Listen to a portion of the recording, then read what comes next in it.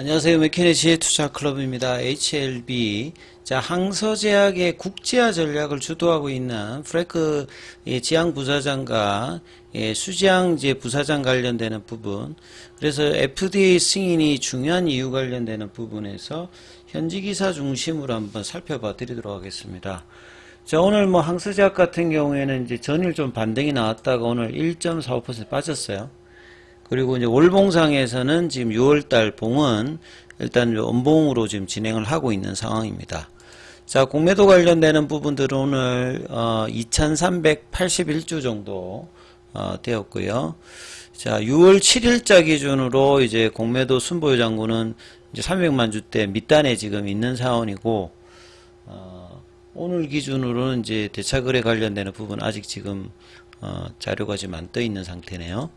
자, 그래서 이제 항서제약이 이제 향후에 중요하지 않습니까? 물론 이제 엘레바 테라피틱스도 FDA 미팅에 참여합니다만, 이 문제 자체의 권한을 얼마나 빠르게 처리해야 되고, 항서제약의 어떤 지금 비즈니스 모델이 어떻게 지금 이제 구동되고 있는지, 국내 기사로는 이제 그게 없기 때문에 중국 관련되는 기사나 이제 해외에서 이제 이 부분들을 어떻게 이야기하는지를 계속 살펴보고 있거든요. 그래서 그 기사들을 조금 보면서 항서제약의 좀 변화가 작년부터 조금 많은 변화가 지금 있습니다. 물론 이제 비즈니스 구조도 그렇고, 그 다음에 인적 자원의 어떤 변화가 지금 있는 차원이거든요. 그래서 이런 부분 속에서 이번 시알레터의 어떤 상황, 그 다음에 앞으로 풀어나가는 과정이 좀 어떻게 될지, 조금, 추측해보는, 그런 어떤, 생각을 좀 한번 살펴보면요.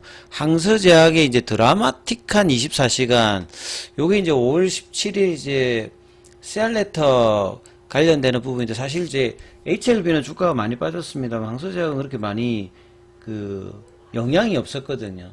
그러면 이제 5월달에 이제 사실은 캄리리주막과 리보세라인 관련되는 그 부분도 굉장히 중요했습니다만, 항서제약 입장에서는 다른 이제 상황들도 많이 좀 있었습니다. 왜냐하면 이제 항서제약 같은 경우가 이 허큘스 이제 파마컬틱스 관련되는 부분에 여기 이제 라이센스 이제 아웃을 하면서 여기 또 지분도 이제 인수를 했거든요. 그러니까 미국 쪽에서 이제 미국 쪽 법인이거든요. 예, 살펴보면 그런데 여기에 이제 여러 이제 글로벌 자금들이 들어가 있는 상태에서 이 규모 자체가 총액 규모는 이제 60억 달러예요. 물론 이제 제일 처음에 이제 계약금 형태로 선불로 받는 거는 좀 작습니다만, 여기에 이제 관련되는 부분들에 대해서 상당히 이제 국제화 전략을 하는 항서제약 입장에서는, 이 GLP-1이라고 하는 게 이제 비만 당뇨 요쪽이잖아요. 가장 지금 전 세계적으로 일라이릴리라든지 노보노디스크라든지 암젠이라든지 빅파마들이 가장 이제 관심을 가지고 있는 부분이고, 항서제약도 여기에 지금 라이센스 아웃을 할 만큼 상당히 좀 기대를 하고 있고, 이런 어떤 상황에서 이제 자금 투여가 돼서 이제 지분도 확보하는 어떤 차원의 내용들이 있었습니다. 그래서 보시게 되면 GLP 파이프라인을 강화하고 있기 때문에 굉장히 강해지는 지금 시장이죠. 기존의 이제 시장이라고 하면 항암제 시장과 자가면역 시장이라든지 중증 뇌질환이라든지 이런 것들이 이제 시장이 큰데, 최근에 이제 없던 시장이 이제 새로 생겨가지고 비만 치료제 시장이 아주 급성장하면서 일라이릴리나 노보노디스크의 주가를 보면 이제 이 부분들을 그대로 이제 반영하는 부분이거든요. 여기에 이제 항서제약이 이제 있는 차원에서 이제 시알레터가 나왔던 차원에서, 그래서 주가가 그렇게 호재도 있었고 이제 악재가 있었는데 악재가 그렇게 반영을 많이 안 했거든요. 그러다가 이번에 이제 6월 달에 폼483과 이제 OI에 관련되는 부분이 나오면서 주가가 이제 조금 빠졌고, 이제 굉장히 기사가 많이 나오고 있을 만큼 상당히 이제 이 부분을 많이 좀 다루고 있는 상황이라고 봐야 되겠죠. 그래서 이제 시알레터 관련되는 부분들도 보면 이제 다 알고 있는 상황입니다만, CMC 관련되는 부분과 이제 비모 관련되는 내용이거든요. 그래서 이제 좀 국내 기사에서 안 다루고 있는 부분들이 좀 있어서 이걸 좀 살펴보면 clinicaltrial.gov에도 이제 그 카레스 310이 13개 국가에서 95개 이제 사이트에서 임상이 진행되었거든요. 근데 이제 우크라이나 쪽이나 러시아 쪽에도 이게 8개, 13개 사이트 진행이 되었고, 그 러시아 우크라이나 전쟁 자체가 이제 22년도 2월 달에 이제 발발하잖아요. 근데 그 카레스 319 연구가 2022년도 2월 달에 1차적으로 완료가 되거든요. 그러니까 뭐 완료가 되면 이제 그 뒤에 이제 뭐 데이터 관련되는 부분하고 이제 이런 어떤 해야 되는데 이제 전쟁이 그 뒤에 이제 발발했던 상황이다. 그래서 그 리보자니까 캄넬 주막 관련되는 부분에서 연구의 시험 장소 두 곳을 이제 뭐 호스팅한다. 우크라이나에서 두 번째로 큰 도시.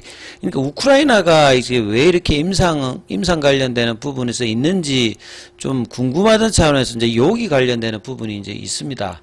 그러니까 90년대 이제 1990년대 이제 소련이 이제 붕괴되고 난 다음에 우크라이나가 이제 옆에 있잖아요. 그러니까 이제 소련의 이제 첨단 의료 시스템이라든지 규제 승인이라든지 광범위한 임상 연구 경험, 그 다음에 이제 그 CGP 표준에 따라서 교육받은 수많은 임상 전문가들이 이 의료유산을 물려받았습니다. 그래서 이제 우크라이나 관련되는 연구 데이터가 FDA라든지 EMA 모두 인정을 받아서 우크라이나를 매우 이제 비용이 좀 적게 들면서 임상을 많이 하는. 그러니까 이제 우크라이나는 2,500개의 공공의료기관도 있고 매년 500건의 이제 임상 진행이 될 만큼 보통 이제 그 한국 쪽에 보면 호주 쪽에 많이 이제 가는 경우가 있는데 우크라이나도 이제 그런 국가 중에 하나였다는 겁니다. 그래서 우크라이나에서 임상을 상당히 많이 하고 있고 물론 이제 백인 쪽 관련되는 부분에 임상을 많이 합니다만 원래 이제 우크라이나 쪽이 이제 그렇게 해서 이제 임상이 많이 되고 있었던 상황이다. 이렇게 좀 이해를 하시면 될 것 같고요. 그 다음에 이제 항서제약 같은 경우는 본래 이제 제네릭 중심을 하다가 이제 혁신으로 전환하는 단계다. 이렇게 조금 이제 봐야 되겠고요. 그래서 우크라이나 관련되는 부분에 기사가 있어서 한번 소개를 해드렸고, 그 다음에 왜 이렇게 이제 중국 쪽에서 PD-1 관련되는 부분, 특히나 이제 FDA 승인을 받아야 되는 상황인지 요 관련되는 기사도 이제 오늘 현지에서 좀 여러 곳에서 좀 나왔거든요. PD-1 관련되는 부분은 이제 제네릭이 아니고 이제 가장 이제 앞서 있는 신약 쪽이잖아요. 중국은 뭔가 뭐 태양광도 그렇고 디스플레이도 그렇고 전기차도 그렇고 하나의 드라이브를 걸면 정부에서 굉장히 막대하게 지원을 하면서 개발을 시키잖아요. 그래서 PD-L1 관련되는 부분들도 중국에서 중국 자체에서 판매가 허가된 게 12개입니다. 예, 굉장히 이제 많은 편이죠. 이제 전체 이제 시장 규모 자체는 미국이 55%고 중국 시장이 이 정도잖아요. 그래서 중국은 이제 이런 차원에서 이제 코로나 이후에 정부의 이제 약가 규제 관련되는 부분이 대단히 많이 되면서 약가 자체가 굉장히 지금 2021년, 2022년 지나면서 하락을 이제 하기 때문에 제약 회사라든지 이런 신약 개발사들이 국내에서 이제 이런 부분들을 타개하기 위해서 해외로 진출 관련되는 부분이 많이 있죠. 특히나 이제 PD-1 관련되는 부분에서 이 토리팔리맘이라든지 티슬레리주맘, 요런 이제 준시나 베이징 같은 경우 작년 10월달, 올해 3월달에 FDA 승인을 받았거든요. 적응증은 뭐 비인두암하고 이제 편평세포암 쪽이고, 그래서 이제 PD-1 쪽에서는 이제 항서제약이 이제 캄네주맙이 2019년도에 세 번째로 이제 허가를 받았습니다. 이제 허가를 받았고, 그래서 이제 같은 계열의 이제 중국 그 약물들이 미국에 가서 이제 FDA 승인을 받으면서 비싸게 판다. 이게 무슨 말이냐면 한 30배 정도 높게 지금 미국 시장에서 판가를 해서 팔리니까 국내의 어떤 이제 타겟책을 해외 가서 할 수 있는 상황이지 않습니까? 그래서 이제 2021년도, 2년도에 이제 샬레타로 뭐 신틀리맘이라든지 이런 부분들이 조금 문제가 있었습니다만 작년 말부터 다시 이제 허가가 되어서 뭐 올해까지 되었고, 항서제약도 이제 이런 부분들을 이어서 이제 순탄하게 좀 될 줄 알았는데 결국 이제 대부분의 PD1 계열의 중국계 이제 CR 레터를 받았듯이 항서제약도 결국은 CR 레터를 받아서 이제 처리해야 되는 과정입니다만, 이런 차원에서 이제 그 중국 내부에 이제 이런 어떤 여러 가지 상황에서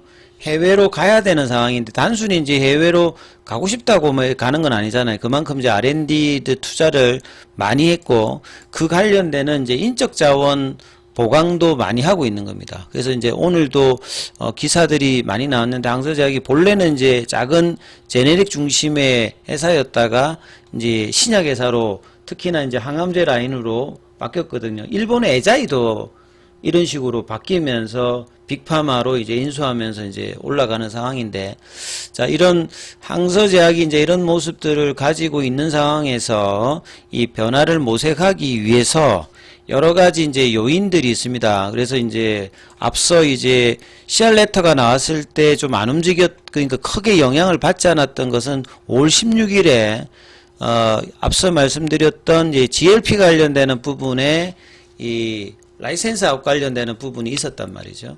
그래서 총액 규모는 이제 60억 달러니까 뭐 실제 계약금은 뭐 좀 작습니다만, 이런 부분이 있다가 이제 그 다음날 했기 때문에 호재와 악재가 같이 이제 항서제약 입장에서는 나왔다.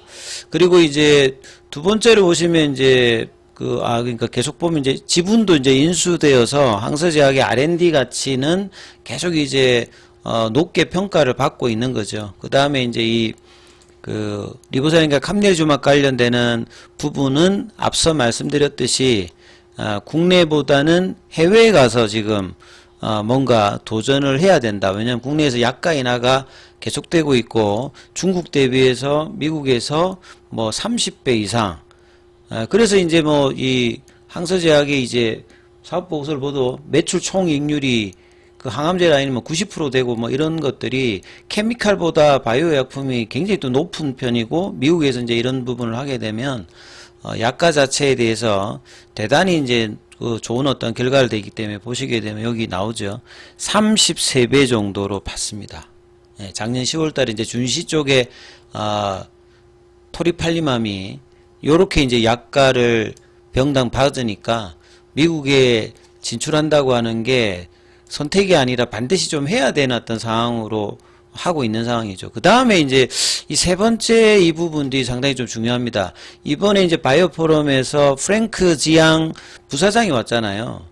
이분의 이제 부분들을 이제 이 기사가 조금 이제 이야기를 해주는데, 시스톤 이제 파마커티컬스의 창업자입니다. 이제 여기가 이제 2016년도에 이제 설립을 했는데, 여기도 PD-L1 관련해서 이 수개말리맙이라고 하는 부분에 약물이 있거든요. 그래서 여기는 이제 기술 개발 능력을 인정받아서 하이자가 이제 지분을 10% 이렇게 인수를 할 만큼, 베이진사도 이제 이런 어떤 과정으로 빅파마가 이제 지분을 인수한단 말은 굉장히 R&D 가치를 인정받는 거죠. 여기에 이제 창업자 프랭크 지앙 부사장이 2023년도에 합류를 합니다. 그러면 이제 회사 자체가 이제 국내의 어떤 어려움을 국제적으로 해결하기 위해서 인물이 이제 들어왔다는 거죠. 그래서 이제 프랭크 지앙 부사장 같은 경우에는 프랑스 사노피 빅파마에서도 10년 동안 근무를 하고, 여기서 글로벌 부사장, 아시아 태평양 R&D 센터장, 축적된 풍부한 인적 자원이 있는 분이죠. 그러니까 어떻게 해결해야 되고 처리할 수 있는 이제 이런 어떤 레퍼런스 가지고 있으니까, 이번에 이제 방문했을 때 진영훈 회장이나 뭐 정세 대표가 굉장히 이제 호의적인 표현을 하는 게, 이분의 어떤 단순한 이제 항서제약의 그 부사장이 아니라, 이렇게 해서 편입을 시켜서 글로벌 하기 위해서 이제 데리고 온 이제 인적 자원이다, 이렇게 보시면 되겠습니다. 그래서 시스톤도 지금도 이제 국내에 뭐 ABL 바이오 같은 경우도 시스톤하고도 뭐 전략적 관계를 가지고 있는, 그 다음에 보시게 되면 또 장수, 이 글로벌 관련해서 이제 또 한 명의 또 부사장이 있습니다. 예. 이 이제 수지양인가요? 예. 이분 같은 경우에도 보면 여자분인데 부사장인데 최근에 이제 비만 치료제 관련되는 부분에서 뭐 학회 가면 항서제약의 부사장으로 이분이 이제 PT를 하거든요. 그만큼 이제 항서제약은 이제 내수 위주가 아니라 글로벌 진출을 하기 위해서 프랭크 지앙이라든지 이런 장수 같은 국제적인 인물을 데리고 와서 이 개발 전략의 전환을 지금 했다라고 보시면 되거든요. 그리고 항서제약 같은 경우는 근본적으로 지금 R&D 기준으로 글로벌 빅파마 수준에 해당되는 이제 살펴보면 한 170개가 넘습니다. 그 임상 1, 2상 다 합해서 보면 굉장히 많은 이제 그 약물들의 임상을 하고 있고요. 그 다음에 2023년도 부터 해서 항서제약이 바뀌었댔잖아요. 그러니까 라이센스 아웃도 이제 본격적으로 하고 있는 겁니다. 앞서 말씀드린 올해 5월달에 이제 헬커스에 통해서 이제 GLP 비만 치료제 관련되는 부분과 지분도 이제 하고, 그 다음에 작년도 10월달에 이제 머크 쪽에도 라이센스 아웃을 하고, 그 다음에 여기에 또 엘레바 쪽에도 이제 진출하기 위해서 효율적으로 요런 어떤 국제적인 감각을 가지고 있는 프랭크 제앙이라든지 이런 이제 부사장 영입을 통해서 항서제약이 이제 미국이나 유럽 쪽 진출을 아주 지금 본격적으로 하는 과정에 지금 이제 이번 CRL 사태를 본다라고 하면 시간의 문제이지 이거는 이제 극복 가능할 수 있다고 하는 프랭크 제앙 그 부사장의 바이오 포럼에서 이야기들이 이제 항서제약의 전반적인 이제 비즈니스의 어떤 변화 속에서 일어나고 있다. 이렇게 좀 이해를 하시게 되면 향후에 항서제약이 이제 어떤 행보를 보일지도 조금 이제 집중해서 볼 수 있는 것 같습니다. 그래서 작년도에 이제 이렇게 많은 이제 국제화를 하기 위해서 글로벌 이제 라이센스 아웃을 하면서 이런 시도 속에서 이제 직판이라든지 이제 파트너십을 강화하고 있고, 국내 쪽에서는 이제 HLB와 이 관계를 이제 돈독히 하면서 진행되고 있기 때문에 상당히 이제 7월달 미팅에서 이후의 행보들, 그리고 빠르게 사실 이제 리서브미션이 들어가야 되는데 여기에 대한 어떤 이 기대감을 이제 주가도 반영할 수 있는 이제 가능성이 좀 높아진다, 이렇게 좀 볼 수 있는 어떤 내용들이니까 이 부분 좀 참조하시면서 흐름 보시면 될 것 같고요. 자, 장중에는 무료 카톡방 진행되고 있습니다. 문자로 참여 남기시면 입장 코드 보내드리고 있으니까 참조하시면 되겠습니다.